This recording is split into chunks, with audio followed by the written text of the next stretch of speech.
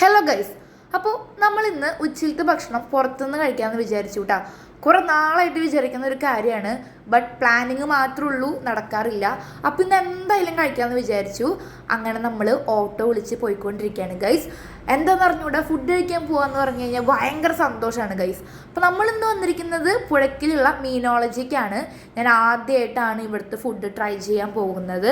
ഇതുവരെ ഞാൻ ട്രൈ ചെയ്ത് നോക്കിയിട്ടുണ്ടായില്ല. എന്തായാലും ഇവിടുത്തെ ആംബിയൻസും കാര്യങ്ങളൊക്കെ എനിക്ക് ഭയങ്കരമായിട്ട് ഇഷ്ടമായി. തിരക്കുള്ളത് കൊണ്ട് തന്നെ കുറച്ചധികം നേരം ഞങ്ങൾക്ക് വെയിറ്റ് ചെയ്യേണ്ടി വന്നു. എന്നിരുന്നാലും കുഴപ്പമില്ല, അറ്റ്ലാസ്റ്റ് ഞങ്ങൾക്ക് സീറ്റ് കിട്ടി. ആ സീറ്റ് കിട്ടിയതിൻ്റെ സന്തോഷമാണ് ഗൈസ് അവളുടെ മുഖത്ത് കാണുന്നത്. പിന്നാലെ ഫുഡ് വന്നു.